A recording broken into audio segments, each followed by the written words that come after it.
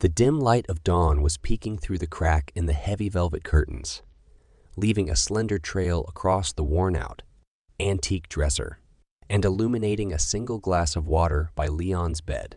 Leon's chest heaved as he jolted awake, his aging, frail body slick with a cold sheen of sweat. The damp sheets clung to his trembling form as his heart pounded in his ears like a drum echoing through the silence. He squinted, struggling to adjust his focus to the reality of the room around him.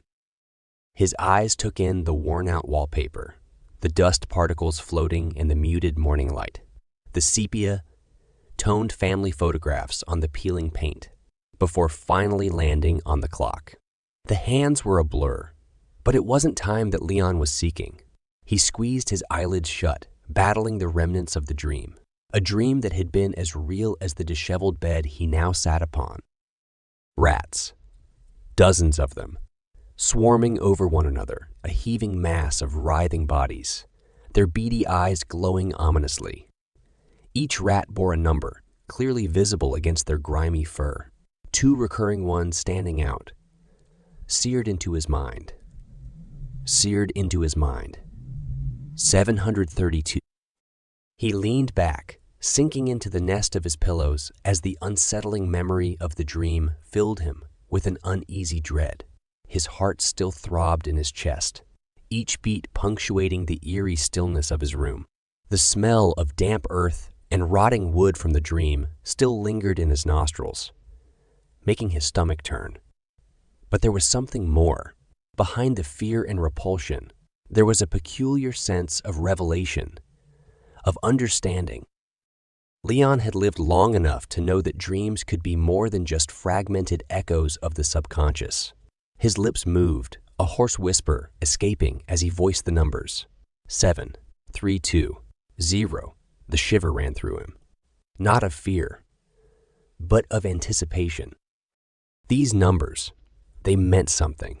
The dread from the dream began to dissipate slowly, replaced with a rising tide of intrigue. Leon wasn't a betting man, but he knew that dreams and numbers held special significance in the lottery world. The rats, the fear, the dirt. They were distasteful indeed, but perhaps they were vehicles, bearing a fortuitous message, a chance at the elusive lady luck through the lottery. His aging hand reached out, shaky but determined, towards the small notebook on the bedside table. His fingers, gnarled from years and arthritis, closed around a pen. The scratchy sound of pen on paper echoed in the silent room as he jotted down the numbers, his heart still echoing with the dream's intensity, but his mind clearer, focused on the day that lay ahead. He would ask Lamont, his nephew, to play the lottery. Yes, today was going to be a day unlike any other. The rats had seen to that. Monant. The name stretched out in Leon's gravelly voice, bouncing off the creaky walls of their home, a testament to the years of shared history within these rooms. He winced at the sharp sting in his chest, the price paid for that shout. He leaned back, resting his frail body against the headboard, waiting for the young man to appear. Their relationship was complex, built from layers of love, frustration, gratitude, and resentment. Ever since his older brother Melvin's death, Leon had been a father figure to Lamont, a task he'd taken on with a quiet sense of duty. It hadn't been easy, and the chasms of misunderstanding often seemed too wide to cross. The silence stretched out before a swift series of footsteps broke it. Leon smiled despite himself. Lamont, never one for morning pleasantries, entered the room with a huff, still rubbing the sleep from his eyes. The worry on his young face was evident, fighting for dominance over his morning grumpiness. "Damn, Unc, you all right?" Lamont said, his brows furrowed in concern. "You hollerin' like the house is on fire." Leon dismissed his concerns with a nonchalant wave of his hand. "Calm down, boy," he said, his lips curling into a tired grin. "Ain't nothing on fire here unless it's your impatience." The young man rolled his eyes, leaning against the doorframe. He was a pillar of youth, so full of energy and life, his demeanor such a stark contrast to Leon's. Yet, beneath the irritation, There was respect and concern. Leon motioned for him to come closer, and he complied, albeit reluctantly. He held out the notepad to Lamont. The numbers 732 and 7,000, 320 scribbled in his crooked handwriting. "I had a dream, Lamont," he began, his voice a hushed whisper. "There were rats, a swarm of them, each with numbers. But these were the ones they kept showing me." Lamont's frown deepened, and he exchanged a quick glance with Leon before staring at the numbers again. "You want me to play these?" he asked, his tone suggesting he found the idea both strange and amusing. Leon nodded earnestly, the wrinkles around his eyes deepening. "Yes, I believe they're lucky. They're a sign." A sigh escaped Lamont as he stood there, holding the paper.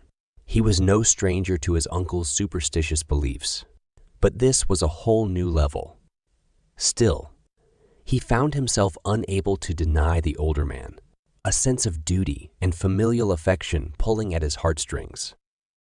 "All right, Unc," he finally replied, his voice filled with resignation. "I'll play 'em, but if this is just another one of your hunches." "Thank you, Lamont," Leon interjected, his hand patting the younger man's arm. He didn't need to hear the rest. He was already smiling, filled with an anticipation that brightened his old eyes. The day was already proving to be one of unexpected beginnings. "Well, let me be the first to say." "Unc," Lamont began, the dismissive undertone in his voice cutting through the room like a cold breeze. "Your hunches haven't exactly led to the pot of gold at the end of the rainbow before." Leon recoiled, his face twisting into an expression of hurt and surprise. But it was the bitterness lurking in the corners of Lamont's words that stung him the most. "Is that how you see us, Lamont?" he retorted, trying to keep his voice steady. "I call on you for a favor, and you make it sound like I'm gambling away your inheritance." As Leon's words hung heavy in the air, their shared history unfolded before them. All the unpaid bills, the shared meals, the moments of crisis, and the shared laughter. Everything funneled into this single boiling point. "What I see, Leon, is a cycle," Lamont shot back, his restraint crumbling. His hands gestured wildly, mirroring the storm brewing inside him. "A cycle where you dream up something, and I'm the one who has to make it happen. And when it doesn't work out, it's my fault." Leon's face paled as he realized the depth of Lamont's frustration. Yet, a part of him stubbornly clung to his position. "So, now I'm a burden to you." Leon's voice trembled, his frailty suddenly more pronounced. "You know that's not what I mean," Lamont sighed heavily, running his hands through his hair. "But damn, Unc, you can't just keep expecting me to do everything for you without so much as a thank you." A silence followed. Leon looked at his nephew, his heart aching. He could see the exhaustion in Lamont's eyes, a testament to the sacrifices he'd made. Yet he had his own share of pride and resentment to deal with. "You think I need to thank you?" Leon finally spoke, his voice so low it was almost a whisper. "For living under my roof, eating my food, using my money when you didn't have any?" Lamont looked as if he'd been slapped. "That's how you see it," he choked out, his hands balling into fists after all these years. "Yes," Leon retorted stubbornly. "You're here because you chose to stay. You don't like how things are. You're free to leave." The argument spilled out into the hallway, echoes of discontent and resentment bouncing off the walls. Lamont's pent-up anger had finally burst its seams, words tumbling out in a torrent. "You know, I had dreams too." "Unc," he shouted, the veins in his neck standing out starkly. "I was making it in the hip-hop scene, remember? But I gave all of it up for you." A harsh reality hung in the balance between them, unspoken yet undeniable. Leon, stricken, staggered under the weight of his nephew's words. He grappled for a response, but found none that could soothe the festering wound.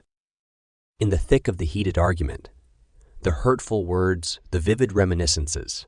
One could almost overlook the shabby wallpaper peeling at the corners, the worn-out rug that had seen better days, the flickering bulb hanging from the ceiling. This was a home that had witnessed their love, their arguments, their shared life. "Is that it, Lamont?" Leon's voice was hoarse, bitter with the realization that their bond had deteriorated. To this point, you see yourself as some sort of martyr for being here. You think I asked you to sacrifice your dreams. The air was ripe with the stench of unresolved issues, of unspoken hurts, of dreams put aside, and of sacrifices gone unappreciated. It was a testament to the years they'd spent together and the strains their relationship had endured. The silence between them deepened, a tangible void. Then, out of the blue, a startling scream ripped through the air. "Then go, Lamont. Go!" Leon's voice was raw, a desperate cry that resonated throughout the apartment. "Go chase your dreams.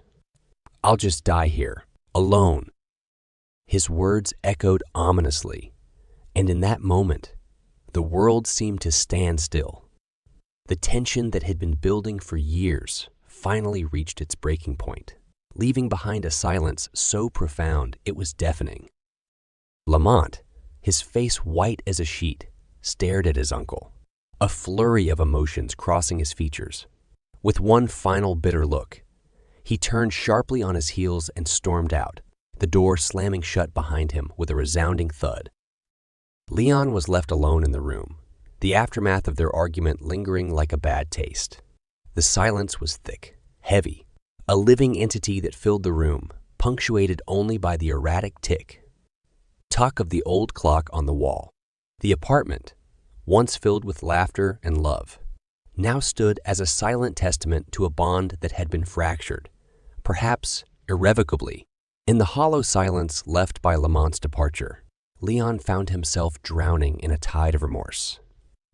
The argument echoed in his mind, the harsh words reverberating with a sting that lingered.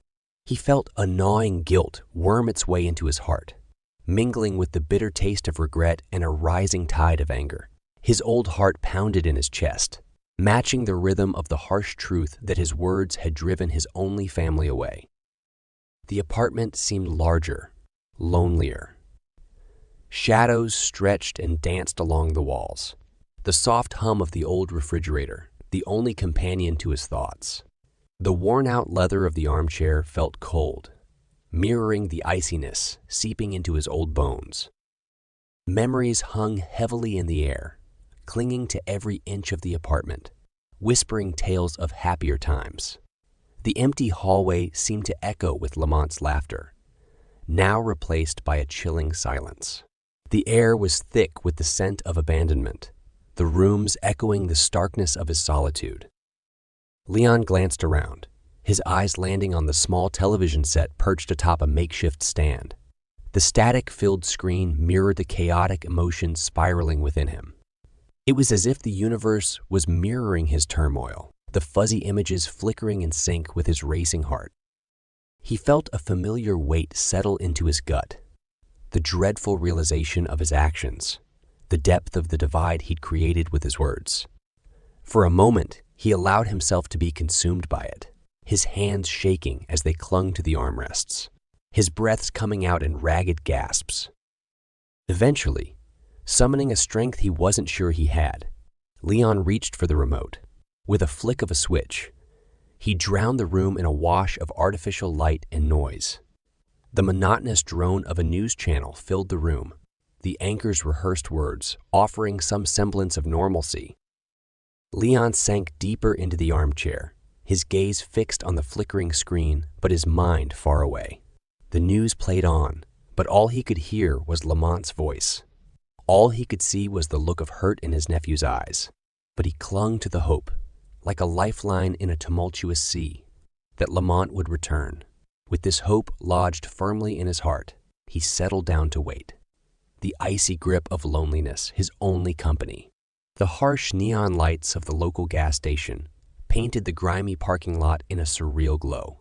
Lamont, his mind still churning over the sharp words that had been flung around earlier, pulled his hood over his head as he entered.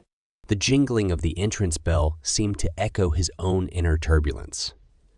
A cloud of resentment trailed him as he strode towards the counter, the lottery tickets in mind. Behind the counter was Carla, a middle-aged woman with tired eyes and a pasted on smile who seemed to be perpetually chewing gum. "I'd," she said, her tone monotonous, her eyes never leaving the trashy magazine she was reading. Lamont rolled his eyes, his patience running thin. "Carla, you know me," he retorted, his tone laced with frustration. Carla, unperturbed, extended her hand, awaiting the ID. A palpable tension filled the space between them. A silent standoff under the glaring fluorescent lights. With a huff, Lamont pulled out his wallet and tossed his ID onto the counter. Their tense exchange was interrupted by the ominous creaking of the entrance door. The atmosphere in the gas station seemed to curdle as Officer Reynolds stepped in, his intimidating stature filling the doorway. The patches on his uniform gleamed under the lights, the shiny badge on his chest reflecting a distorted image of the room.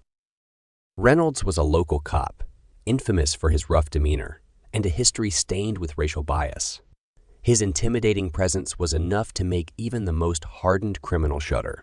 The cop's steely gaze scanned the gas station, settling on Lamont, his lips curling into a humorless smile. The hairs on the back of Lamont's neck stood on end as he turned to face Reynolds. The argument with Leon, the stress of the day, the sight of Reynolds, all culminated into a knot of tension within him. Lamont's gaze locked with Reynolds, a silent challenge passing between them. Lamont, swallowing the lump in his throat, turned back to Carla, who handed him the lottery tickets. As he held them, the gravity of what they represented hit him. Uncle Leon's dream, his own duty, the uncertainty of the future. Unbeknownst to him, this transaction was the fuse being lit to a dangerous turn of events. The silent gas station became the stage of an impending confrontation, a powder keg awaiting a spark. The fluorescent lights of the gas station receded behind Lamont as he stepped out into the night, the cool air doing nothing to quell his simmering anger. He sensed Reynolds shadowing him, even before the heavy footsteps crunched onto the gravel behind him. His heart pounded in his chest, but he kept his gait steady, his face impassive. "Hey!" Reynolds' voice echoed through the empty lot. Lamont paused, turning slowly to face him. The cop's eyes gleamed in the low light, his expression predatory. "I need to see your ID," Reynolds demanded, his voice slicing through the quiet night like a blade. Lamont's fingers tightened around the lottery tickets. "Fuck. You want to see my ID for?" Lamont replied, his voice firm. The tension in the air thickened. A cat slinking through the lot froze, its eyes glinting with wary anticipation. "You're resisting my orders. Show me your ID," Reynolds growled, his hand hovering near his holster. Lamont held his gaze, his voice steady as he retorted. "I know my rights. You have no reason to ID me." Reynolds' face contorted in rage. "Resisting, huh?" His hand moved in a blur, snapping cuffs onto Lamont's wrists with a cruel swiftness. "You're under arrest." Lamont's protests fell on deaf ears. Reynolds' grip on Lamont's arm was iron tight, the handcuffs cold and biting against his skin.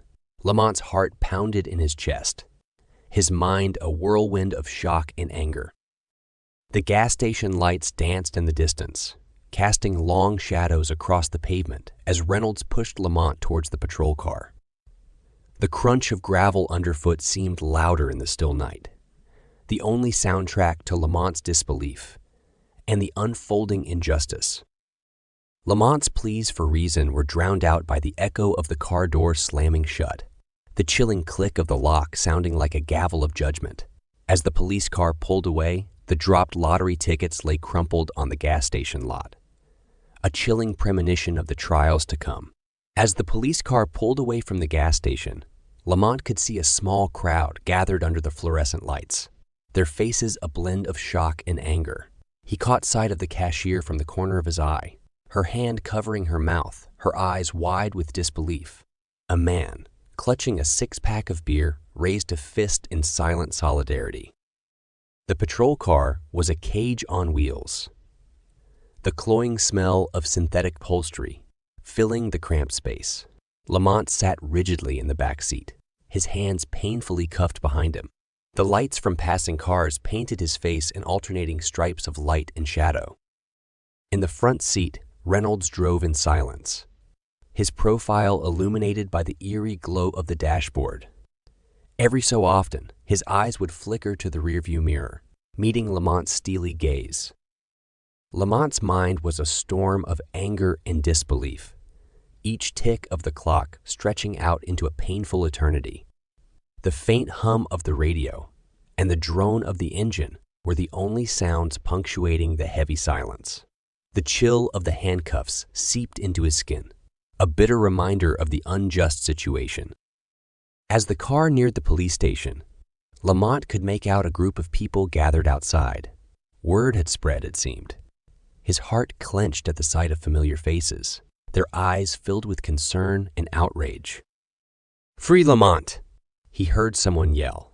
The cry echoed through the night, a resounding note of defiance that followed Lamont into the belly of the police station, a soundtrack to his injustice. It was a symphony of rebellion, a quiet outcry against the injustices that hung over their community like a dark cloud. The harmonies of their collective voices followed Lamont into the station, the echo of their protest lingering in the air, a testament to the unity found in the face of adversity. The sterile, buzzing lights of the police station were a stark contrast to the dimly lit streets outside. Lamont was ushered into the linoleum, floored building, the echoes of his own footsteps swallowed by the hollow space. Officer Reynolds had a grim look of satisfaction on his face as he led Lamont to the booking desk. The officer behind the desk, a stern woman with her hair pulled back in a tight bun, barely looked up from her computer as she began the intake process. Fingerprinting, mug shots, documentation. Each process was a sharp stab of reality, a reminder of his new, unwilling status.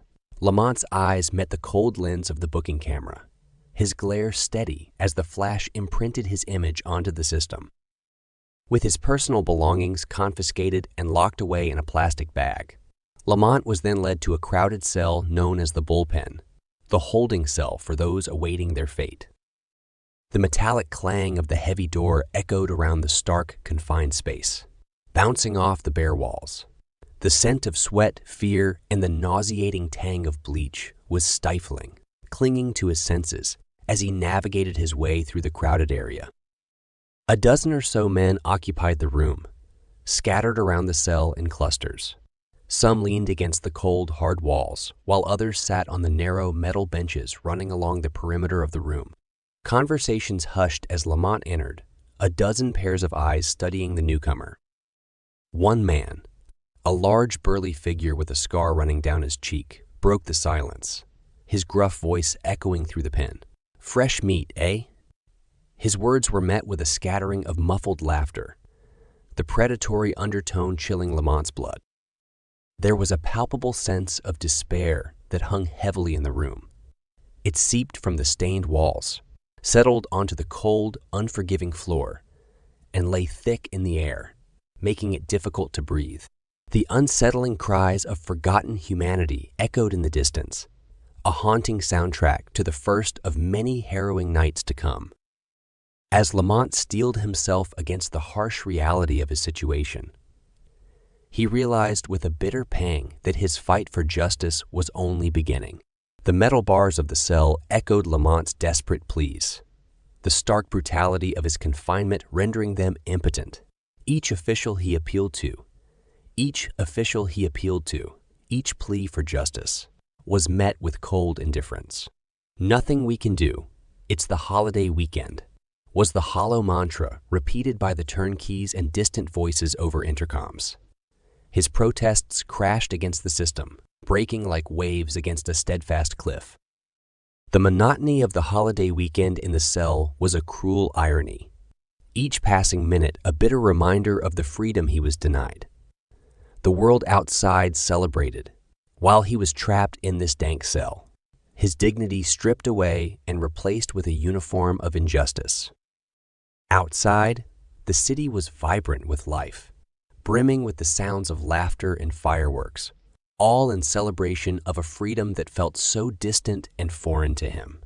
Within the walls of his confinement, time stood still.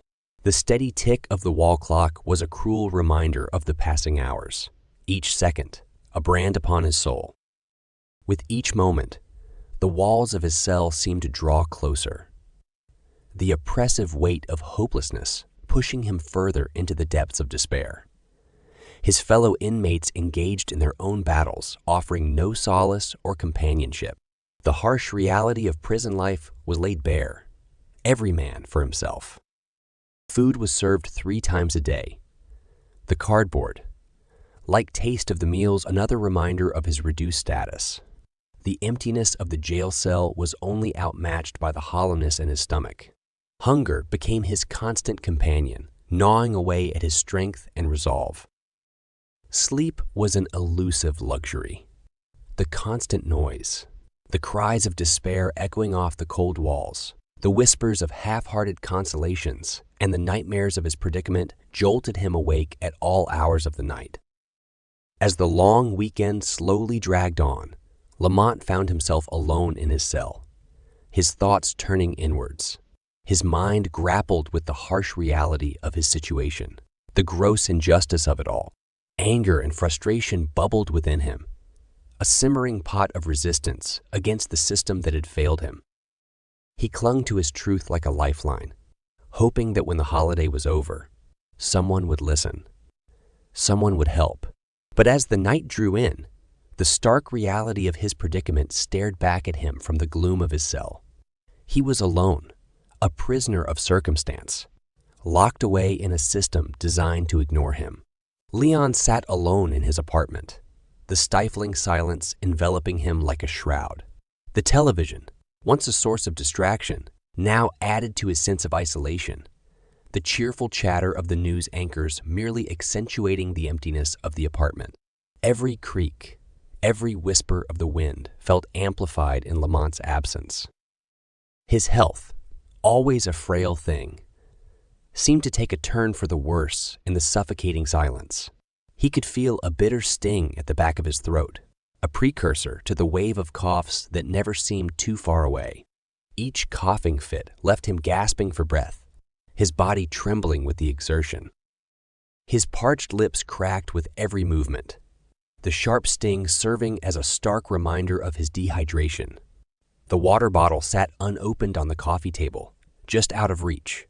He made several attempts to grab it, but his trembling hands refused to cooperate. Each failed attempt only added to his growing frustration. His weakness, a stark reminder of his dependency. His vision blurred, and a wave of dizziness washed over him. His body felt heavy, the simple act of sitting upright a battle of wills. A feverish heat seemed to radiate from his core, setting his skin alight with a sickly warmth. His clothes clung to his sweat-drenched body, offering no respite from the discomfort. His mind wandered to Lamont, a painful longing gnawing at his heart. He missed his nephew, his presence, his laughter, even their arguments. His mind taunted him with images of Lamont, bringing forth memories that were both comforting and distressing. He could almost hear Lamont's voice, feel his firm hand on his shoulder. But each time he reached out, his hand closed on nothing but empty air. As the hours ticked by, his discomfort morphed into full-blown pain. Each breath was a laborious effort, his chest tightening with each intake. The room spun around him, the walls closing in, the ceiling bearing down. A bitter taste filled his mouth, his throat burning with every swallow. Yet, through it all, he held on, clung onto the hope that Lamont would return, that help was just around the corner. As the darkness crept in, the silence bearing down on him, Leon was left to face his plight alone. His breath came in shallow gasps, his body trembling. And so, Leon found himself at the mercy of his deteriorating health. the cruel irony of his predicament not lost on him. Alone and ill, he yearned for his nephew, for relief, for an end to his torment. But for now, all he had was his resilience, his silent prayers, and the relentless passage of time. As Leon's body struggled with the physical torment, his mind started to drift into the past. There, in the recesses of his memories, he found respite. The pain in his body seemed to recede into the background as he walked once more through the corridors of his past, reliving moments that had shaped him, molded him into the man he was today. He was back in the sunlit streets of his childhood, where he had spent countless hours playing with Melvin. Melvin, the name brought a bittersweet smile to Leon's lips. He could see his friend's face as clearly as if it were yesterday. The easy smile, the sparkling eyes full of life, the infectious laughter that resonated in the deepest corners of Leon's heart. They had been more than friends. They were brothers by choice, bound by a bond stronger than blood. His mind wandered to the promise he made to Melvin. He remembered the day vividly, the fear in Melvin's eyes, the tremor in his voice as he asked Leon to take care of Lamont. It was a day etched in Leon's memory, a day of loss, of heartbreak, the day he had lost his best friend. Melvin had left for a better opportunity, a chance to make a life for himself and Lamont. But fate had other plans. The news of Melvin's accident had hit Leon like a sledgehammer, shaking him to his very core. In one cruel stroke, fate had snatched away his best friend, leaving a gaping hole in Leon's life. His thoughts then turned to the aftermath. The tears, the pain, the sense of loss that was almost too much to bear. But in the midst of that devastation, he found a purpose. In Lamont, he saw a piece of Melvin, a living reminder of the bond he had shared with his best friend. He had taken Lamont under his wing, not just out of obligation, but because it had felt right. It had been his way of keeping Melvin alive, of honoring his memory. As he lay alone in his apartment, besieged by illness, the weight of his promise to Melvin bore down on him. He felt a pang of regret, a sense of guilt for letting Lamont down, for failing Melvin. But as he closed his eyes, he saw Melvin's face, not tinged with disappointment, but radiating understanding, forgiveness. And in that moment, amidst the pain and guilt, Leon found a semblance of peace. But the ghosts of the past couldn't erase the harsh reality of the present. As the memories faded, he was left alone once more. The silence of the apartment a stark contrast to the lively echoes of his past. The cold grip of loneliness clung to him, a constant reminder of his solitude, of his loss. And as the memories receded, Leon found himself once more at the mercy of his present. A world marked by pain, loss, and a promise that lay heavy on his heart. The grip of the fever loosened, leading Leon down the rabbit hole of his subconscious, where shadows of the past danced to the rhythm of his fitful sleep. His mind's eye opened to the sun, soaked fields of his youth, where younger Leon, strong and vital, met the gaze of a woman that would forever change his life, Lilith. Her ebony hair flowed like a river at midnight, eyes as deep and enigmatic as the farthest reaches of space. Her beauty was otherworldly, intoxicating, ensnaring young Leon within its mesmerizing grasp. He was a moth to her flame, consumed by an undying love that burned brighter than the sun. Their love story was one of passion and desire, where the world ceased to exist beyond their shared gaze. But the vibrance of their relationship was matched only by its volatility. His devotion to Lilith was unequivocal, but so was his naive ambition, his hunger for more. It was a fatal flaw that would cost him dearly. Leon's mind replayed the moment of his betrayal, the hushed whispers, the clandestine meetings, the stolen moments with another woman. His heart had strayed, carried away by the thrill of a forbidden love. He could still remember the crushing guilt, the gnawing regret, and the dread that seized him when Lilith discovered his secret. The memory of their final confrontation was as vivid as if it were yesterday. Lilith, her eyes awash with heartbreak and anger, had confronted him. Her words, laced with the venom of a love betrayed, echoed through the caverns of his memory. "You will know suffering, Leon. You will know what it means to lose the ones you love." Her curse, born out of love and betrayal, had left an indelible mark on his soul. As the fever dream continued its cruel dance, Leon was forced to relive his past mistakes, his failures. His betrayal had cost him the love of his life, and the curse Lilith left in her wake had painted his life with strokes of misfortune.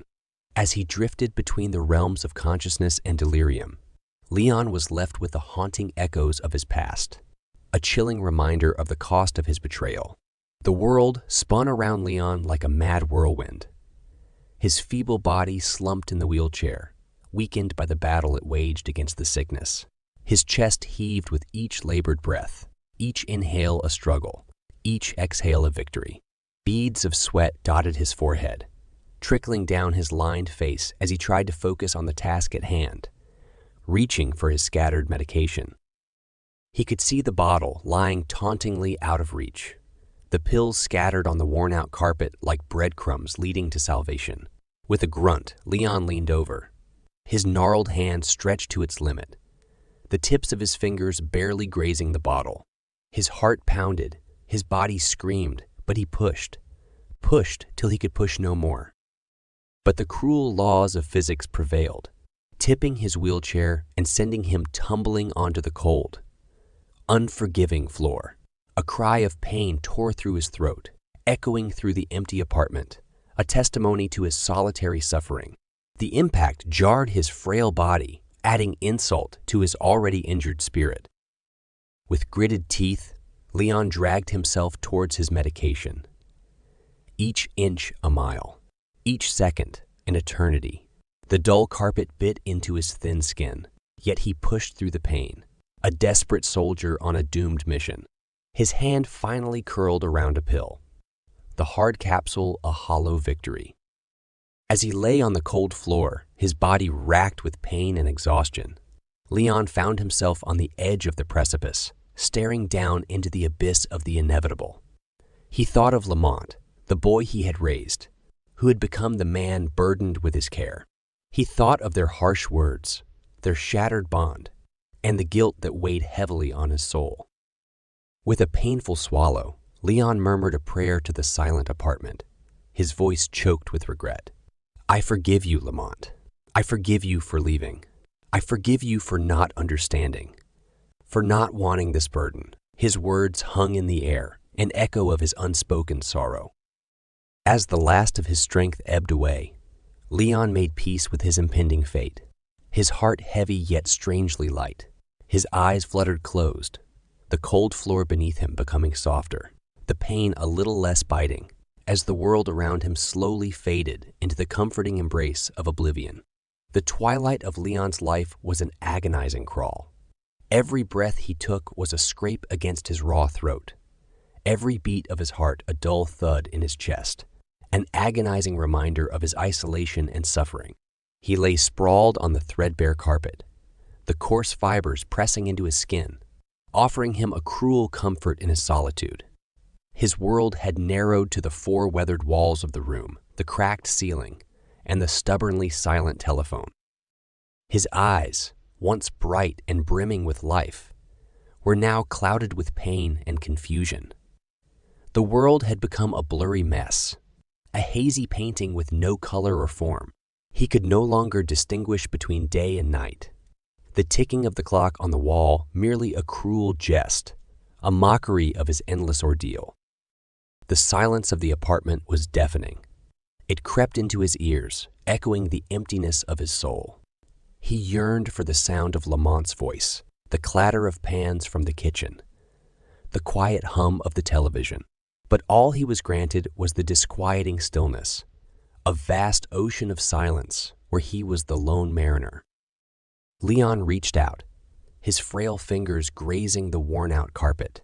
He found solace in the rough texture, a bittersweet comfort in the familiar. His body was failing him, surrendering to the relentless onslaught of his illness. But his mind held on. He clung to every thread of consciousness, every shred of reality he could muster. His gaze fell upon the door, the mundane barrier standing stubbornly between him and the world. His eyes held a soft desperation as they focused on the worn-out paint, the rusty doorknob, the quiet promise of return. He clung onto the hope that Lamont would walk through with his carefree laugh, his endearing scowl, his reluctant care. But as the hours dragged on, morphing into days, the silence bore down on him, a heavy, suffocating blanket. His mind wandered, echoing with fragments of memories, snippets of conversations, and a growing acceptance of his loneliness. Finally, as his strength waned and his spirit dimmed, Leon found a peculiar calm. He let his gaze rest on the door, a symbol of his waiting, his longing, his solitary vigil. There was no fear in his heart, only a quiet patience, a resilient hope. His frail body relaxed onto the floor, his heart laboring with each beat, his breath growing shallow. In the end, with his fading gaze fixed on the door and his thoughts on Lamont, Leon surrendered to the night, a lonesome figure bathed in the glow of the setting sun, forever waiting for the return of the prodigal son. The descent into delirium was a winding path, a series of torturous switchbacks, each deeper and darker than the last. Leon's body was rebelling against him, screaming in protest at every minuscule movement, every shallow breath, every beat of his waning heart. Dehydration gripped him like a vice, its cruel fingers squeezing every cell in his body, each throbbing ache a testament to his plight. He could feel it in his mouth, his tongue swollen and rough, his lips cracked and bleeding, his throat a barren wasteland. Each swallow was an agony, a gritty reminder of his parched reality. Hunger, too, was an uninvited guest, gnawing at his stomach with relentless fervor. It was an empty pit, a hollow echo that bounced off his ribcage, a reminder of the meals missed, the sustenance denied. Each rumble of his belly was a twinge of pain, a stab of longing, a sorrowful lament for the nourishment that was just beyond his reach. The apartment, once a sanctuary, a place of refuge, had transformed into a prison, the walls closing in, the ceiling bearing down. It was a cage, a trap that held him in its cold, indifferent grip. The musty smell of the old carpet was overpowering, invading his senses, reminding him of the confines of his reality. His mind, however, was not to be caged. It soared and dived, twisted and turned, spiraling into the unknown realms of delirium. Shadows danced in his periphery, whispering secrets and murmuring tales. They twisted into figures, morphed into faces, spun into scenes from his past, his dreams, his fears. The apartment transformed in his mind's eye, becoming a battlefield, a concert, a maze, a playground, a wilderness. He saw people from his past, heard snippets of forgotten conversations, relived moments of joy and regret. Each hallucination was a journey, a ticket to a reality that was not his own, a tapestry woven from threads of confusion, despair, and fevered dreams. Through it all, Leon fought. He fought against the chains of his illness, the grip of his suffering, the jaws of his solitude. His body was a battlefield, his mind a storm, his soul a defiant flame flickering against the harsh wind of his predicament. Yet even as his world spiraled, as his body protested, as his mind rebelled, Leon clung to a singular thought: Lamont. He was the anchor in his storm, the light in his darkness, the calm in his chaos. Even as he teetered on the brink of unconsciousness, Leon held on, lost yet hoping, alone yet waiting, spiraling into delirium yet anchored by love. In the hazy depths of his fever dreams, Leon's perception of reality was distorted, a warped reflection in a funhouse mirror. In the theater of his delirium, memories played out in disjointed sequences, their hues distorted, their voices warped, their details twisted. Yet, amid the cacophony of the surreal, one scene emerged, pristine and undistorted, the memory of Melvin's demise. In his delusion, the apartment morphed into a sullen bar on the wrong side of the town. The walls were dank, the air thick with the stench of cheap whiskey, stale beer, and lost dreams. He was young again, his strength not yet sapped by time and sickness. Across the room, bathed in the sickly glow of a neon sign, sat Melvin, his jovial laugh drowned in the murmur of the crowd, his charismatic smile obscured by the darkness. Then, the deafening shot rang out. The crowd froze, and Melvin was there no more. His lifeblood seeping into the unkind earth. A flash of fear, a jolt of adrenaline, and Leon was sprinting away. Running from the scene, running from the guilt that was not his to bear. Back in the prison of his illness, he found himself talking, his raspy voice echoing in the silence of the apartment. He wasn't alone. His fevered mind had conjured up a companion, Lamont. An imaginary Lamont, but a comfort nonetheless. "Lamont, I didn't do it, son," Leon croaked, his hand outstretched, yearning for a comfort he knew wasn't there. "I loved Melvin, your father. He was my brother, not by blood, but by bond. I would never." His voice broke, choked with emotion, with the guilt that had shadowed him for years. He gasped, took a ragged breath, and continued, "I didn't pull that trigger, Lamont. It wasn't me." Tears welled in his eyes, cutting trails through the grime on his cheeks, their salty sting a testament to his agony. His confession hung in the air, heavy and unburdened, a ghost freed from its shackles. In the throes of his delirium, Leon found a strange sense of solace. He had shared his guilt, revealed the truth he'd hidden so well, and it was a balm to his suffering, a small respite in his agonizing ordeal.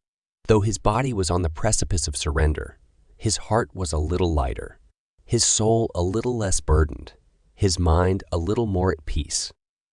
And so, lost in the maze of his fever dreams, Leon conversed with his imaginary nephew, confessing his innocence, pleading for understanding, unburdening his guilt, and bracing himself for the bitter end that lurked ominously around the corner. In the midst of the delirium, the feverish dreams shifted, sinking deeper into the shadowy labyrinth of Leon's past. From the murky depths emerged the dark silhouette of a woman, Lilith, the vengeful siren of his bygone years. Leon's heart clenched. An icy chill slithered down his spine, for the memory of her curse was more potent than the gnawing agony of his deteriorating health. The scenery around him shifted like a watercolor painting caught in the rain. Gone was the spectral replica of his apartment. Instead, he stood before a rickety old cabin shrouded in a blanket of moonlight. The air hung heavy with the musky scent of damp earth and the suffocating tension of the past.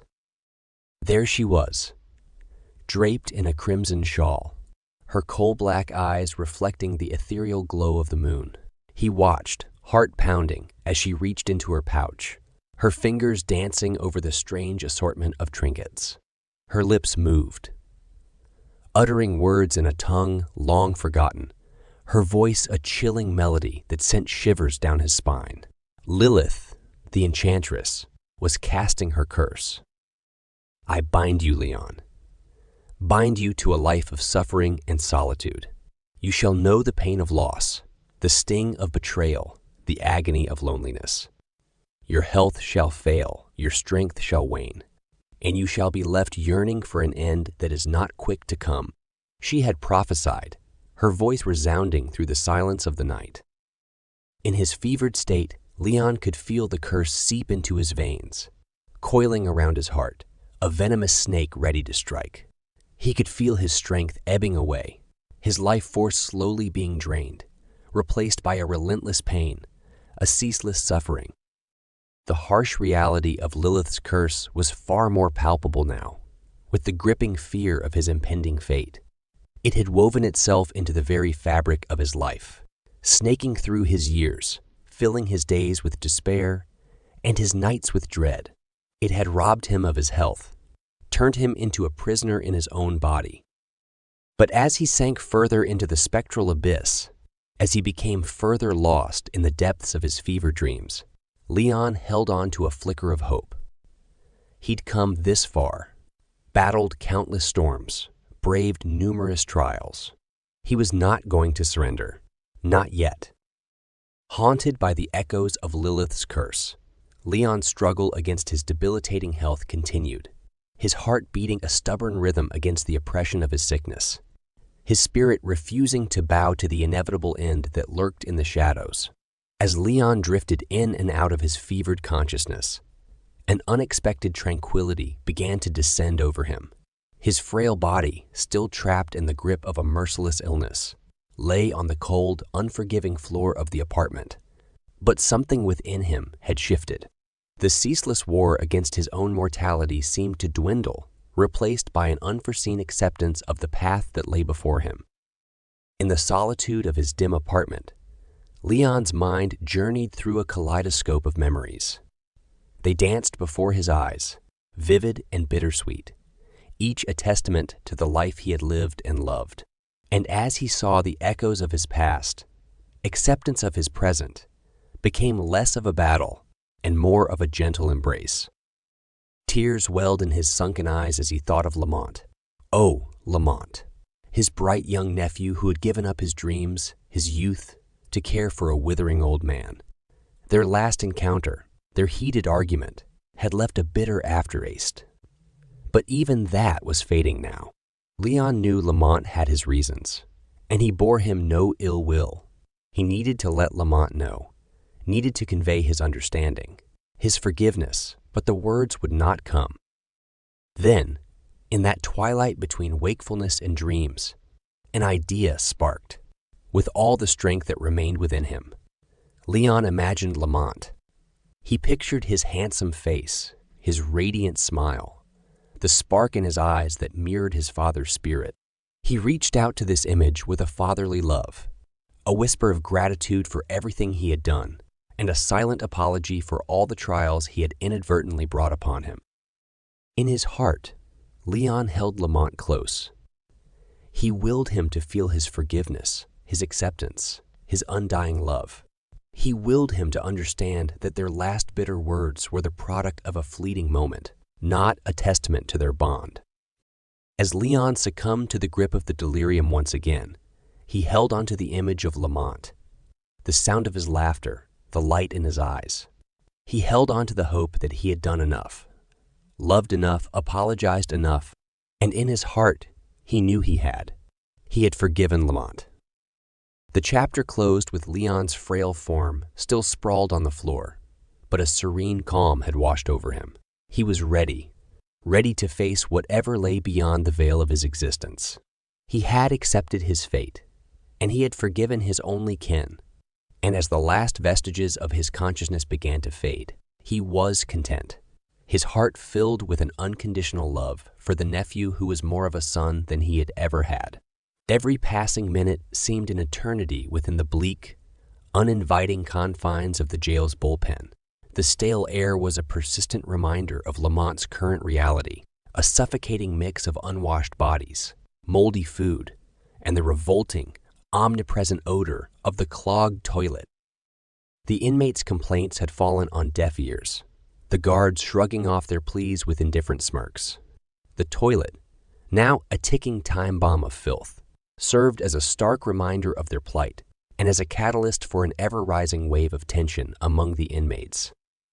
One sweltering afternoon, as the stagnant air of the bullpen clung to their skin like a damp shroud, an audacious newcomer, a burly man with a shaved head and tattoos coiling up his muscular arms, decided to brave the dreaded toilet. An immediate uproar ensued. Protests erupted like a string of firecrackers, raw voices echoing through the room, each one harsher than the last. "Man, you can't do that. It's gonna overflow." One inmate, A thin man with sharp features barked out, his body tensed and ready for conflict. "Who's gonna stop me?" "You," the burly man retorted, a sneer tugging at his lips. His challenging gaze swept across the room, daring any soul to contest him. With that, the fuse was lit. A whirlwind of heated words, glaring stares, and clenched fists swept through the bullpen. Insults were slung like punches. Tension simmered to boiling point, and the room teetered on the precipice of a full-blown brawl. Just as a volatile standoff seemed inevitable, the older man Lamont had met on his first day stood up. With an air of calm authority, he mediated, using reason and persuasion, diffusing the explosive situation. In the midst of the ensuing calm, Lamont felt a cold reality wash over him. These minor irritations, petty squabbles, and seemingly insignificant difficulties were not just passing discomforts, but a test of his endurance and resilience. As the bullpen resumed its restless hum, Lamont sunk deeper into his corner, the echoes of the recent argument still ringing in his ears. A new day awaited, promising another test of his endurance, another grim chapter in his unexpected saga of incarceration. Lamont had been in the bullpen for a few hours now, and he was beginning to get used to the routine. He had made some acquaintances with the other inmates, but he had also made some enemies. One of them was a man called Big Joe. As the day wore on, the heat inside the bullpen became stifling. The inmates grew restless and irritable, and the slightest thing could set them off. Big Joe was pacing back and forth, muttering to himself. Lamont tried not to pay attention, but he couldn't help but feel a sense of unease. Suddenly, without warning, Big Joe lunged at another inmate. The other man, caught off guard, stumbled backward and fell to the ground. Big Joe was on top of him in an instant, shouting obscenities and throwing punches. The other inmates tried to separate them, but it was no use. The brawl quickly escalated, and fists were flying everywhere. Lamont did his best to stay out of the way, but he wasn't quick enough. A stray punch landed on his cheek, and he felt a sharp pain shoot through his face. He stumbled backward, clutching his cheek. The fight continued to rage on around him, and Lamont felt completely helpless. Just as things seemed to be getting out of hand, the guards finally arrived. They stormed into the bullpen, shouting for the inmates to stop fighting. It took several minutes, but eventually they were able to break up the brawl. Several of the inmates were bleeding and injured, and the entire place was a mess. Lamont sat down on a nearby bench, trying to catch his breath. He felt a throbbing pain in his cheek where he'd been punched. He looked around at the chaos that surrounded him, and he couldn't help but wonder how he had ended up in this place. It was well past midnight, and the bullpen was quiet, save for the occasional snore that echoed off the concrete walls. Lamont lay on his back, staring up at the ceiling, grateful for the chance to catch some much-needed sleep. His eyes were just starting to drift shut when a sudden, thunderous sound jolted him awake. It was a fart, loud and long, and the stench that followed was so overpowering that Lamont's eyes watered. He heard the groans and gagging of his fellow inmates as they covered their noses and tried to escape the smell. "Damn, man, that's nasty," Lamont exclaimed, holding his breath. But the inmate responsible for the foul odor just laughed and let out another loud fart. Lamont could feel the heat rising in his face. He tried to ignore it and go back to sleep, but the stench was so strong that it made his stomach turn. The odor lingered for what felt like hours, and it was impossible for anyone to get any rest. Eventually, one of the inmates started banging on the bars of the cell, shouting for the guard to let them out. "I can't take this shit no more," he screamed. But the guard ignored them, telling them to shut up and deal with it. The smell was so noxious that Lamont felt like he was suffocating.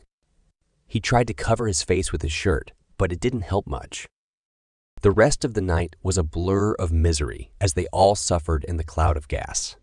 By the time morning finally came, everyone was exhausted and irritable. Lamont stumbled out of his bunk, rubbing his bleary eyes and coughing. He promised himself that if he ever got out of this place, he would never take fresh air for granted again. Lamont sat on the hard concrete bench, his eyes fixed on the two inmates in the center of the bullpen, who were now screaming insults at each other. He had seen his fair share of fights during his time in prison, but this one seemed different. The tension in the air was palpable, and he could feel his heart pounding in his chest. As the two men got closer, Lamont could see the veins bulging in their necks, and he could hear the thud of their fists connecting with each other's bodies. The other inmates were now shouting and egging them on, their eyes wild with excitement. Some were even placing bets on who would win. Lamont knew he had to do something before it got out of hand. He stood up and tried to push his way through the crowd, but they just shoved him back, telling him to mind his own business. He tried to reason with them, but they were too caught up in the moment to listen. The two combatants were now rolling on the floor, grappling with each other, their faces contorted in rage. Lamont could hear bones cracking and skin tearing as they continued to fight. He winced as one of them landed a brutal punch on the other's face, sending blood splattering across the floor. Suddenly, the sound of footsteps echoed through the bullpen, and the inmates froze. The guards had arrived, and everyone knew that this was bad news. Lamont could feel his heart racing as the guards stormed in, batons at the ready. In a matter of seconds, the fight was over. The guards dragged the two combatants away, leaving behind a bloody mess. The other inmates slunk back to their seats, muttering under their breaths. Lamont sat back down on the bench, his head in his hands. He knew that things could have ended much worse if the guards hadn't intervened. Lamont was in his cell, his eyes closed, trying to drift off to sleep.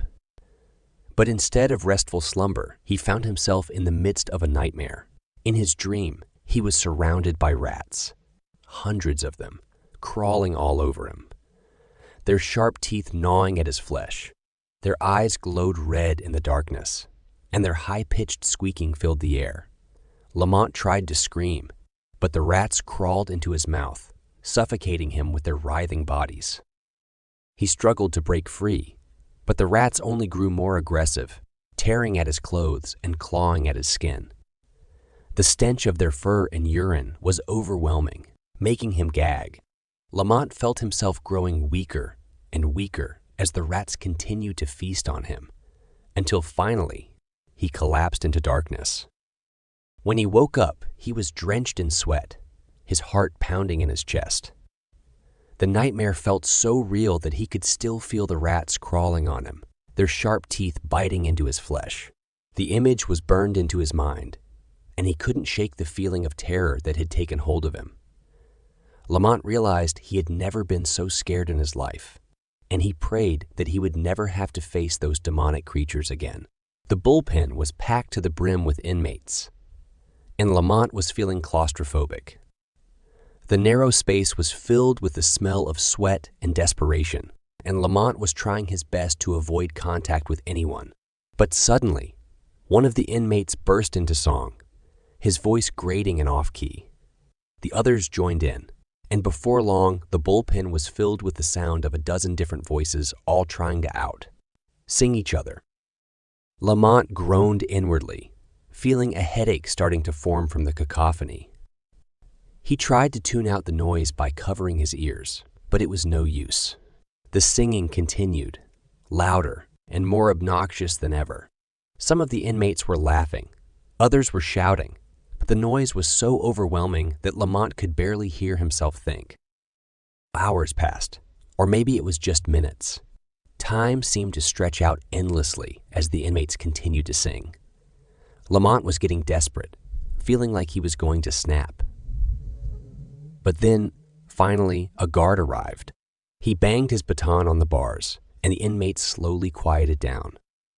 The silence that followed was almost deafening after the previous chaos. Lamont let out a deep breath, feeling relieved that the singing was over. But the bullpen was still packed with inmates, and Lamont knew it was only a matter of time before something else happened to disrupt the tenuous peace. The scent of trouble was as potent as the fetid air hanging heavily in the bullpen. Veiled threats hung between the inmates like a powder keg, waiting to ignite. A dangerous undercurrent threatening to sweep them all into its ferocious tide. And ignite it did, in the form of a small dispute over a smuggled pack of cigarettes, turning the bullpen into a cauldron of chaos. One of the inmates, a spindly character known only as Spooky, claimed ownership of the coveted pack. A burly bearded brute named Gus had other ideas. Words escalated into shoves into punches, and within moments the simmering tension exploded into a full-blown brawl. The bullpen, with its confined space and seething pent-up anger, was the perfect storm for such a calamity. Guards stormed the pen, their stern faces twisted into masks of irritable aggression. Warning shouts turned into frenzied screams as they unloaded canisters of pepper spray into the tumultuous mass of fighting inmates. The air turned acrid, a blinding, burning fog of chemical cruelty that sent men to their knees in agonizing torment. Cries of pain and anger echoed through the pen, a chilling soundtrack to the scene of Bedlam. Inmates clutched their eyes and gasped for breath, the oppressive fog stinging their lungs and blinding their sight. Lamont was no exception. The burning sensation, both physical and metaphorical, consumed Lamont. His eyes streamed tears, not just from the burn, but also from a cocktail of pent-up frustration, anger, and a crushing sense of injustice. As he huddled against the cold concrete wall, writhing in pain, he couldn't shake off the vicious irony. They were pepper, sprayed like wild, unruly beasts. Yet their only real crime was to seek a scrap of dignity in an environment that strived to strip them of it. The chaos gradually subsided, replaced by a painful stillness. The whimpering of the inmates, the coughing fits that punctured the quiet, the hushed apologies and muttered curses. They were the remnants of a storm that had swept through their lives, leaving them even more broken. As Lamont wiped the last remnants of the brutal spray from his eyes, a bitter realization stung him more than any chemical ever could. His fight was not just against the flawed system or the harsh reality of his circumstance. His real fight was against the despair that threatened to consume him, against the chaos that was always ready to unleash itself, turning men into monsters. In the aftermath of the chaos, as the stinging effects of the pepper spray faded, the inmates were left nursing bruised egos and broken spirits. Yet in the midst of this, Lamont found himself huddled against the cold steel bars of the pen, his soul smoldering with a steadfast resilience. His face wore the physical marks of the ordeal, but his spirit, though battered, remained unbroken. Evening fell over the jail, a murky darkness seeping into the cell, plunging the men into a bleak, shadowy existence. The solitary, dim light bulb hanging from the ceiling cast an eerie glow over their hardened faces, their grim expressions reflecting the harsh reality of their predicament. The pen was quieter now, an uneasy truce having settled among the inmates, their earlier passions doused by the stinging repercussions of their outburst. Alone with his thoughts, Lamont allowed his mind to roam outside the concrete walls and steel bars. He thought of his Uncle Leon, a fierce wave of guilt washing over him. He remembered the look of disappointment on Leon's face the last time they spoke. Yet it was the memory of Leon's unwavering belief in him that kindled a spark of hope in his desolate heart. Tuning out the cacophony of hushed whispers and the occasional grunt from his cellmates, Lamont resolved to turn this experience into his testament of survival. He would not allow the system that had wrongly condemned him to shatter his spirit. Instead, he would use this hardship as fuel, transforming his anger and frustration into determination. His mind, trained through years of harsh living and bolstered by Leon's teachings, understood that survival was not just about physical resilience. It was a mental battle, a fight against despair, and a continuous struggle to hold on to hope even when everything seemed hopeless. His mind whirled back to the words Leon once told him in life, Lamont, there are no victims or villains, just survivors. In that moment, cramped in the bullpen, surrounded by the smell of fear and desperation, Lamont felt the truth of those words seep into his core. As the night stretched on, Lamont's body curled onto the cold, hard floor. His heart pounded against his ribs, matching the rhythm of his resolve. Despite the turmoil around him, he held onto a flicker of hope, a silent pledge to endure, to fight, and ultimately to survive. Thus, in the heart of darkness and amidst unforgiving turmoil, Lamont fortified his resolve, kindling the flames of his endurance. For he was no longer just an inmate. He was a survivor, his spirit unbowed and unbroken, standing strong against the relentless tide of adversity. The sun was casting its golden light on the city when Lamont heard his name called over the echoing intercom. The stern voice, which had been routinely barking commands for the past few days, now offered a sweet harmony. Lamont was being released.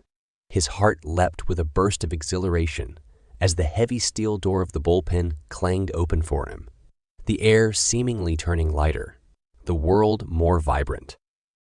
The concrete corridors of the jail that had felt claustrophobically close before now echoed with a melody of freedom. Lamont's steps, for the first time in days, felt buoyant, each footfall reverberating with a taste of liberty. He was led to a counter, the final checkpoint, where his personal belongings were returned. The process was unexpectedly mundane.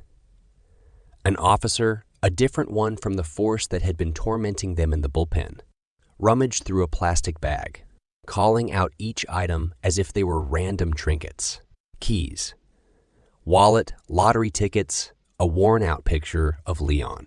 But to Lamont, they weren't just objects. They were fragments of his life that he was reclaiming, pieces of his identity that had been held captive. He gripped the items tightly in his hand, an odd joy seeping into him. The once ordinary objects held a newfound significance. They were symbols of his return to normalcy, each piece a testament to the life waiting for him beyond the suffocating confines of the jail. His hand lingered over Leon's photograph, a pang of guilt hitting him. He longed to see Leon's reassuring smile, longed to explain, to apologize. He was a free man now, but the feeling was bittersweet. It was as if his spirit, once soaring with the joy of emancipation, was being tugged back down by the weight of his past actions. But he shook off the disheartening thoughts. Now was not the time for regret, but for hope, for the promise of change. As he stepped out into the world, the sun bathed him in a comforting warmth, its golden light washing over him, promising a fresh start.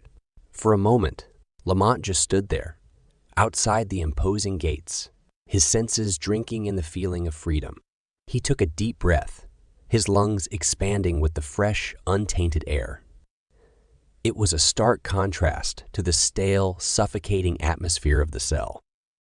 Lamont couldn't help but smile as he walked down the familiar streets. He was free. The world felt new, alive with possibility. Despite the hardships he'd endured, he could still appreciate the beauty in the ordinary, the joy in the mundane, and the sweetness of a second chance. His journey had been a crucible, the ordeal forging him into a stronger, more resilient man. Emancipation, he realized, wasn't just about physical release. It was a state of mind, a personal journey from bondage to freedom, from despair to hope. And in that moment, Lamont truly felt emancipated. The city never looked as beautiful as it did on the ride back.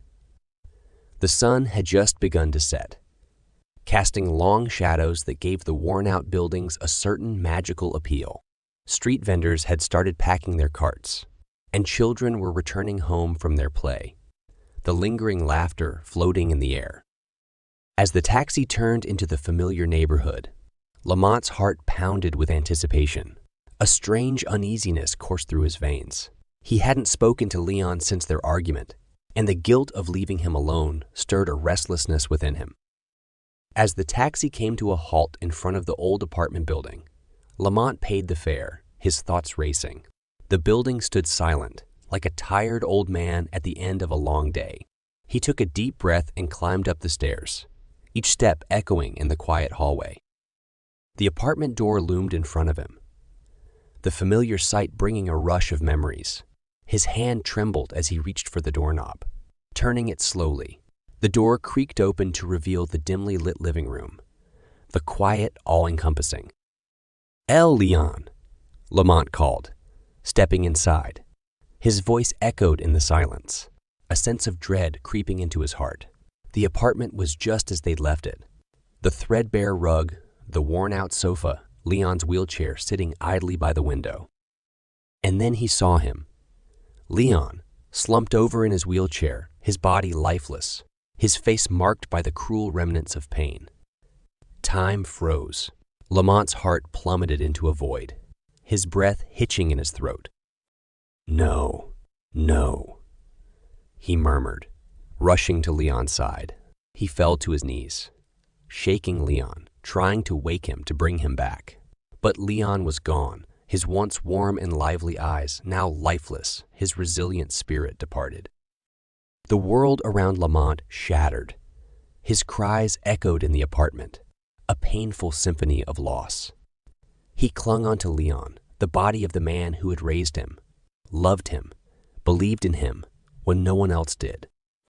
His sobs filled the room, the sound raw and gut-wrenching. The reality of Leon's death gnawed at his soul, each truth a brutal punch to his heart. The pain was too much, too real. Leon was gone, and no amount of money, no lottery win, could bring him back. The tragedy of his homecoming overwhelmed him, his victory overshadowed by the immense loss. In the silence of the apartment, with the ghost of his departed uncle, Lamont wept, his cries a testament to the heart, wrenching truth. He was truly alone. It was while standing in the convenience store, the same one he'd visited so many times with Leon, that he remembered the lottery ticket.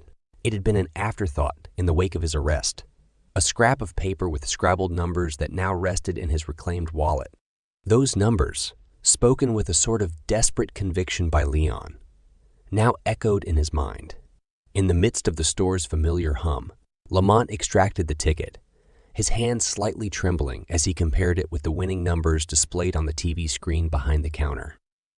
His heart pounded as he scanned the digits. A perfect match. The reality of it felt surreal, an absurd twist in his unfortunate series of events. For a moment, he could only stare, frozen in disbelief as the world swirled around him. The impact of the win sent his mind spinning.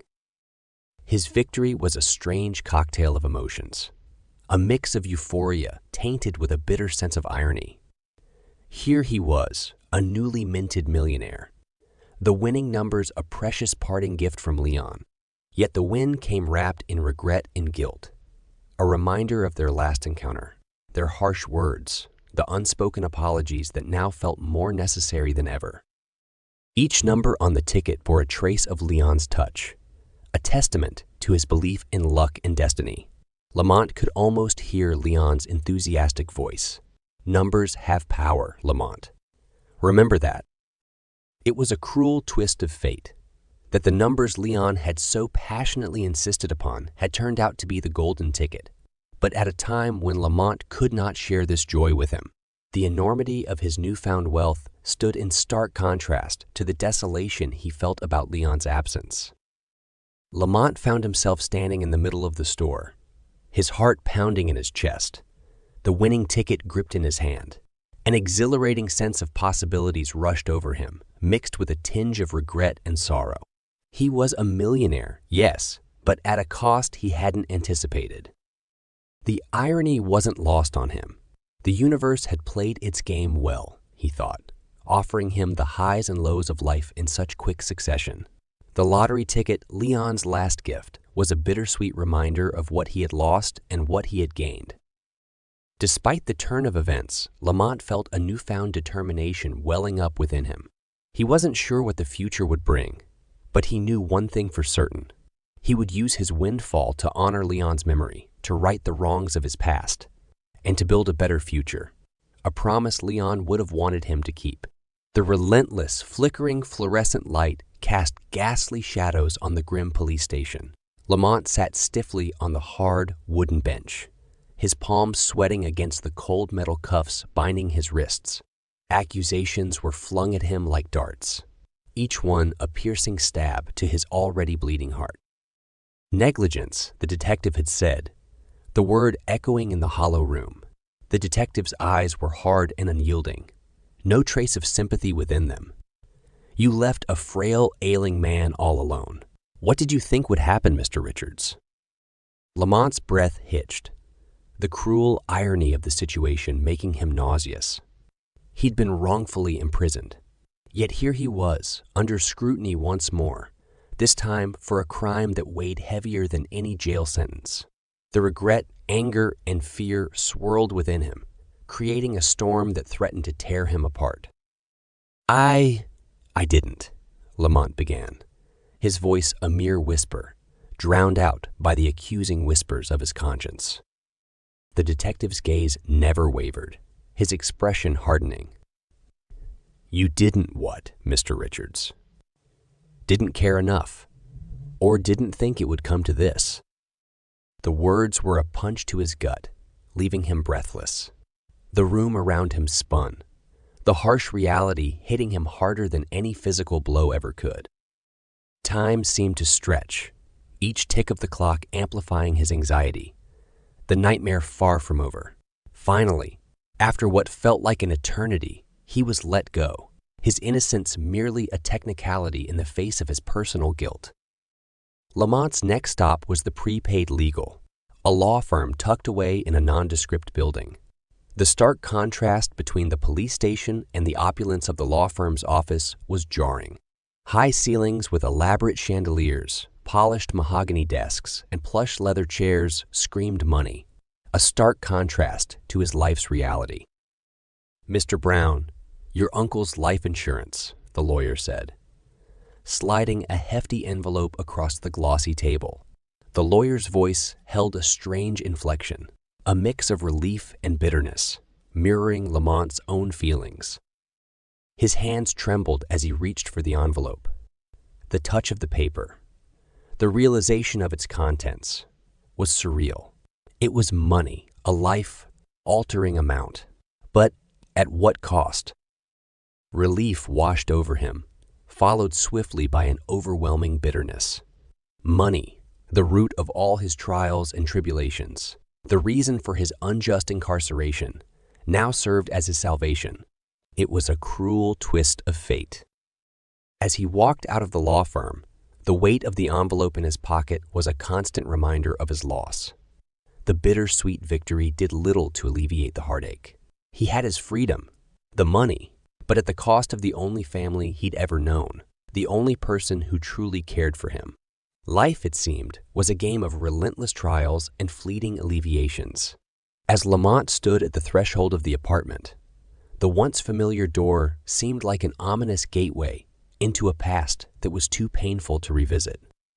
The door creaked open with a low, mournful groan, the sound reverberating in the silence like an eerie prelude. His footsteps on the worn-out floorboards echoed through the emptiness, amplifying his sense of desolation.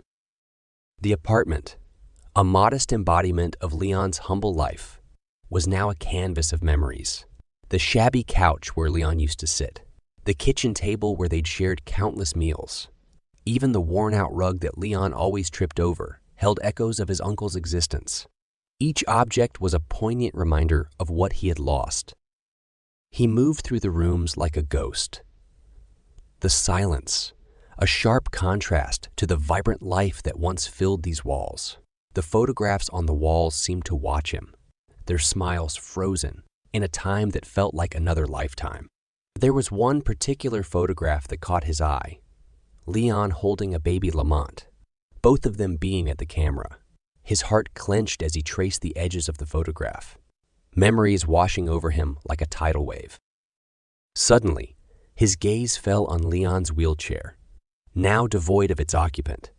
The reality of Leon's absence hit him with full force, and he sank to the floor, a strangled sob escaping his lips. Lamont sat there amidst the deafening silence, his sorrow engulfing him. His fingers curled around the arms of the wheelchair, the cold metal, a harsh contrast to the warmth that Leon once radiated. His heart was heavy with a profound sense of loss, the guilt threatening to consume him. "I'm sorry, Leon," he whispered into the void, his voice choked with emotion. His apology, sincere yet futile, seemed to bounce off the walls, finding no recipient. Lamont had returned home, but the heart of the apartment, his uncle Leon, was nowhere to be found. And so he sat there, alone amidst the echoes of the past, mourning his loss. The apartment a mausoleum of memories, a testament to the life and love of a man who had been more than just a relative. He was a mentor, a father, and most importantly, his friend. The silence of the apartment was now the loudest thing Lamont had ever heard, the echoes of his past ricocheting off the empty walls, a constant reminder of his guilt and sorrow. A profound darkness swathed the apartment as Lamont found himself tossing and turning on Leon's bed. Sleep an elusive phantom. The shadows, dancing on the walls, seemed to morph into Leon's visage, the lines of pain and fatigue etched permanently in his memory. Soon, sleep did come, but it was a cruel mistress, leading him not to a world of peaceful oblivion, but to a haunting echo of his reality. A cold chill seeped into his dream, turning the warmth of the apartment into a frigid landscape. Leon's spectral form materialized in the dreamscape, his gaunt face mirroring the struggle of his last days. He sat in his wheelchair, his eyes pleading, reaching out to Lamont with a frail hand. "Lamont," he murmured, "why did you leave me?" "I didn't want to, Uncle Leon." Lamont's dream, self-choked out, the guilt clawing at him like a merciless beast. "I was." But his pleas fell on deaf ears. The dream, Leon's eyes, once full of warmth, now bore a cold, accusing glare. The wheelchair seemed to edge further away, widening the chasm of misunderstanding between them. Suddenly, the scene shifted. He saw Leon on the floor, desperately reaching for his medication. "Help me, Lamont," Leon pleaded, his voice echoing in the chilling emptiness. But no matter how hard Lamont tried, he couldn't move, couldn't reach him.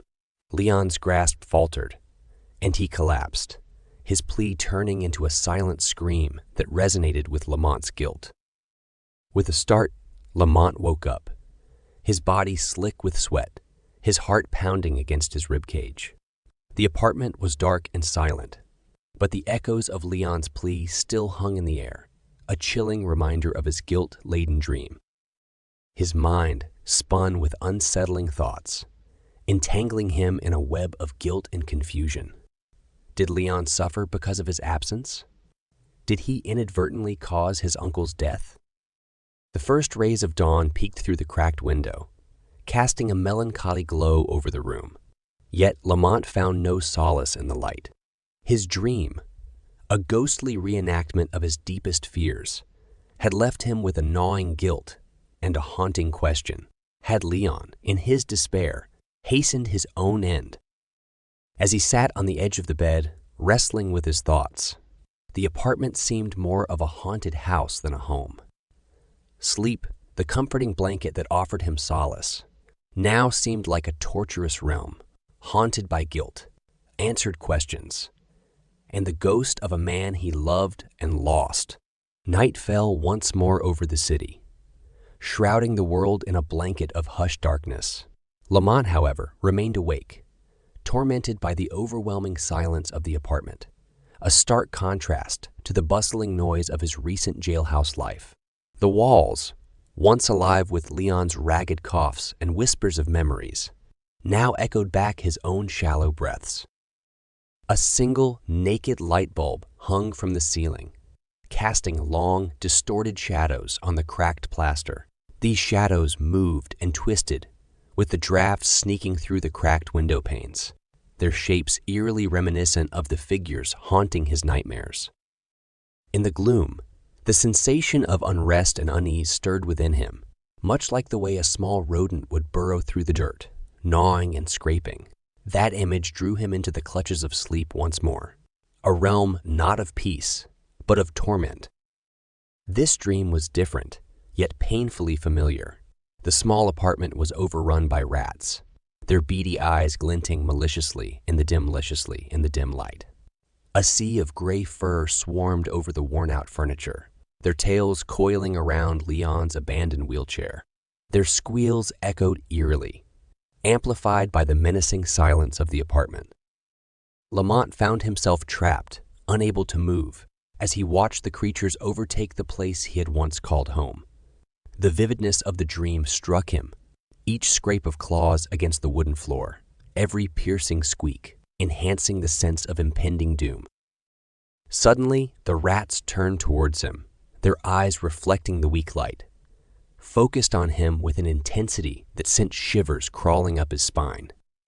He felt them crawling onto him, their wiry fur brushing against his skin, their tiny teeth gnawing at his sanity. His attempts to shake them off proved futile. The dream Lamont was paralyzed, filled with terror and guilt. His gasp of horror jolted him awake, pulling him out of the vermin-infested nightmare back to his rat, less reality. A thin sheen of sweat coated his forehead, his heart pounding an unsteady rhythm against his ribcage. He looked around at the dimly lit room, half expecting to see the rats from his nightmare, but found none. His mind raced back to the beginning of this ordeal. Leon's dream of the rats. The fear he'd initially dismissed now clawed at his conscience, wrapping him in a cloak of unease. As he lay back against the damp pillow, his mind teeming with the chilling images, the quietness of the apartment seemed more oppressive, the shadows cast by the solitary light bulb more menacing, and the fear more tangible. Sleep, once again, became a distant entity, leaving him alone with his thoughts and his persistent, guilt-ridden nightmares. Drifting back into the nebulous world of slumber, Lamont once again found himself in a dreamscape. The apartment morphed, the threadbare carpet replaced by soft grass, the cracked walls transformed into towering trees. Yet, the most shocking change was not the surroundings, but the presence of Leon. In this dream, Leon was not the frail, sickly man he had last seen. He stood tall, robust, radiating an aura of ethereal strength. His features were softer, unmarred by suffering, and his eyes sparkled with a vitality that had been long lost to the ravages of illness. Lamont. Leon's voice echoed through the verdant dreamscape, warm like a forgotten summer's day. "I think I am, Unc," Lamont responded, his voice trembling. "I don't know how to live in a world without you." The two men sat on a fallen log, a soft breeze rustling the leaves overhead. The words they shared were like droplets of water on parched earth, nurturing yet bittersweet. They spoke of past misdemeanors, the tragedy of Melvin's death, and the weight of the curse that had overshadowed their lives. Leon's words, while laced with comfort, brought along a torrent of guilt and confusion for Lamont. There was a sense of absolution in Leon's forgiveness, yet the underlying accusation echoed in his ears long after the words had faded. It was a paradox that twisted his heart into knots, the relief and the remorse both equally piercing. Simultaneously, these unearthly encounters also served as a stark reminder of the physical absence of Leon. Each word, each shared laugh, each shared memory brought the bitter pang of loss to the forefront. A hollow ache blossomed in Lamont's chest at the sight of Leon's smile, knowing he would not witness it in the world of the living anymore. At one point, Leon reached out, placing his ghostly hand over Lamont's. "I never blamed you, Lamont," he said, his voice no more than a gentle whisper. "Remember, guilt is a heavy chain. Let it go." These words, intended as solace, added another layer of complexity to Lamont's emotions. The heartache of losing his only family mingled with the relief of forgiveness. The guilt of his perceived negligence clashed with the confusion of these supernatural meetings. As he woke up, The silence of his apartment seemed to close in around him, a grim reminder of his solitude. The dream was a double-edged sword, offering solace, yet cutting deep with the harsh reality of his loss. Lamont lay there, the first rays of dawn casting long shadows in the room as he processed the whirlwind of emotions that unearthly encounters had stirred up. His heart ached with the pain of loss and the longing for the comfort that these surreal dreams offered. The dawn found Lamont adrift on a sea of introspection. His mind, under the cloak of sleeplessness and heartache, unraveled threads of recollections, weaving a tapestry of tragedy. The piercing weight of what-ifs knotted his thoughts, each query cutting deeper than the last. What if he had not been arrested? What if he had been there when Leon's health took the fatal nosedive? What if he had paid heed to Leon's dream, dismissed it as a mere figment of imagination, instead of a prophetic signal of doom? Guilt draped itself around him like a shroud, a relentless specter clinging to the edges of his consciousness. He could taste the bitter tang of regret with each breath, a haunting reminder of his actions and their unforeseen consequences. The lottery ticket, a beacon of hope that transformed into a harbinger of destruction, was the epicenter of his remorse. With every tick of the clock, his solitude amplified, resonating with the emptiness left by Leon's departure. The harsh reality of the apartment, devoid of Leon's presence, was a tangible symbol of his guilt. Each creak of the floorboards, each flicker of the shadows, felt like an accusatory finger pointed at him, the silent embodiment of his remorse. As the night gave way to a new day, a thought, more unsettling than the rest, surfaced in Lamont's troubled mind. Had Leon, in his cryptic dream, his insistence on the lottery, consciously sought an end to his suffering? The notion was a blade that sliced through the fabric of his sanity, leaving behind a trail of disquiet. The question echoed in the confines of his mind, growing louder with each repetition. Leon's words from his dream played like a broken record. Guilt is a heavy chain. Let it go. But could he absolve himself when there was a possibility that Leon might have chosen to precipitate his own demise? Every atom of his being weighed as though laden with iron.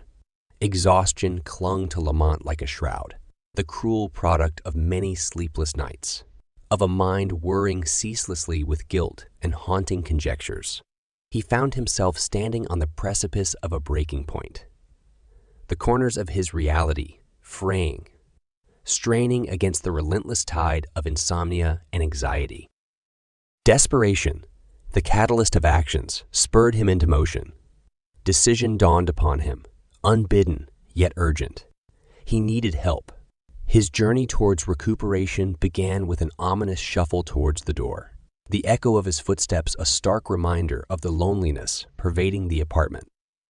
The world outside, once familiar and comforting, now appeared as a dystopian landscape, warped by the lens of his sleep-deprived psyche.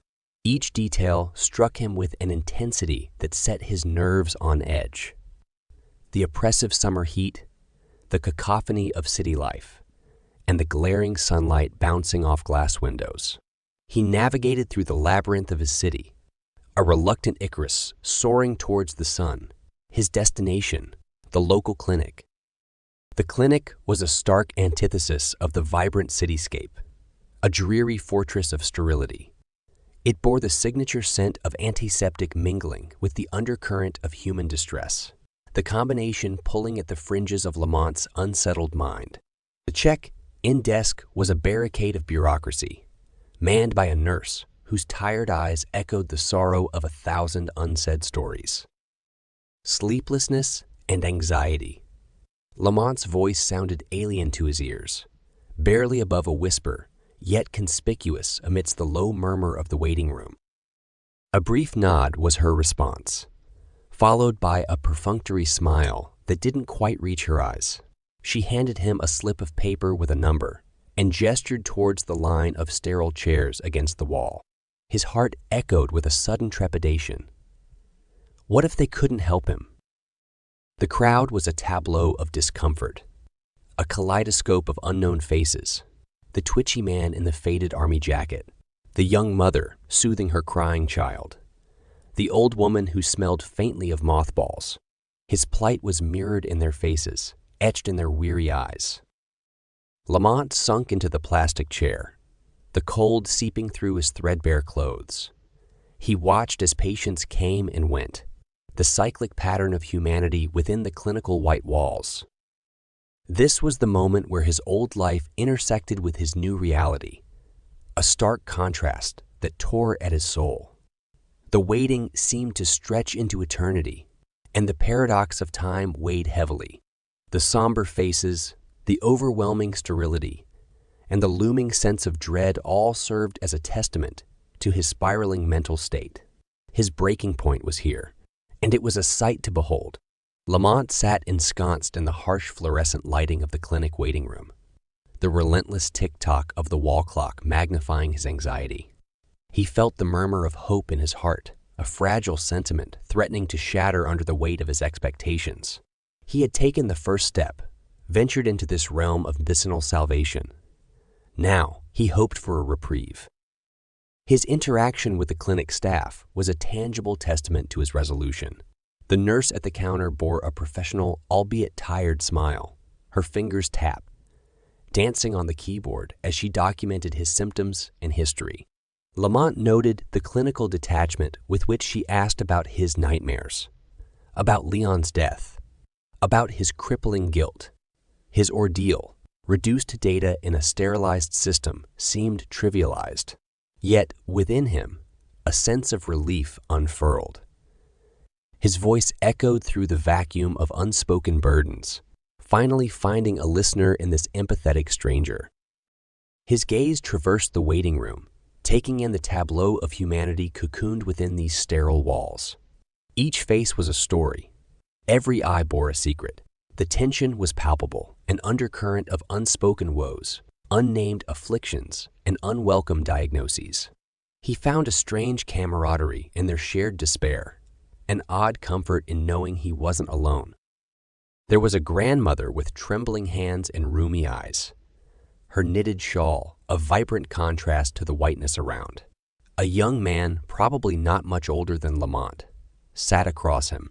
His face was an unhealthy pallor, a stark canvas against which his fear stood out like an ugly blotch. A toddler slept fitfully in her mother's arms, her sobs occasionally punctuating the otherwise monotonous hum of the clinic. A name was called, the echo reverberating across the silent room. It wasn't his. The young man rose, his apprehension walking beside him as he disappeared behind the opaque door leading to the doctor's office. Lamont's heartbeat quickened. A surge of dread engulfed him. His expectations warred with his anxiety, creating a tumultuous whirlpool of emotions. He studied the closed door, the portal to the solace he sought. Behind it lay answers, or perhaps more questions. Time slithered by at a glacial pace, the tick-tock of the clock now a relentless hammer against his consciousness. His name would be called next. He would walk through that door, and his life would change, for better or worse. The moment of anticipation stretched into eternity, morphing into a test of endurance. The medical interlude had begun. The insidious tension in the waiting room was suddenly ruptured by an intrusive, shrill ringing, a discordant note in the otherwise monotonous symphony of anxious silence. Lamont, engrossed in his introspection, jolted from his reverie. His hand, trembling slightly, delved into his pocket and drew out the device. The screen displayed an unfamiliar number. He glanced at the nurse, who nodded with a professional smile, encouraging him to answer the call. "Hello," Lamont answered, his voice rough, teetering on the brink of uncertainty. The clinic's sterility seemed to recede as the voice on the other end filled his world. "Lamont, this is Dr. William," the voice said, warm and steady, a soothing balm on Lamont's frayed nerves. The name, dropped so casually into the conversation, was a beacon of hope for Lamont. Dr. William, a renowned therapist, had been recommended to Lamont weeks ago, a resource he'd thought was beyond his reach, until the lottery win that now funded this call. "We spoke some time ago regarding possible therapy sessions." Dr. William continued, his professional tone carrying the subtle undertones of empathy. Lamont found himself responding, "Yes, yes, I remember." The conversation flowed like a languid river, Dr. William skillfully navigating the rapids of Lamont's anxiety, drawing out his fears and his hopes. As Lamont relayed his symptoms and experiences, Dr. William's attentiveness offered solace. The call concluded with the scheduling of an appointment, a decisive step towards healing. The promise of a new chapter in Lamont's life fluttered like a butterfly in his chest. The silence swallowed him again as he ended the call, the eyes in the waiting room subtly averting their gazes. Dr. Williams' words still echoed in his ears, his assurances, his optimism. It was a potential turning point, a change from the self-flagellating ruminations to an outward effort to heal.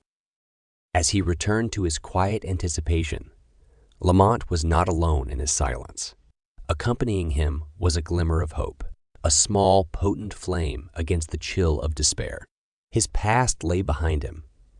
His present was a mire of guilt and confusion. But now there seemed to be a glint of light on the horizon, the first rays of a dawn he had nearly stopped believing in.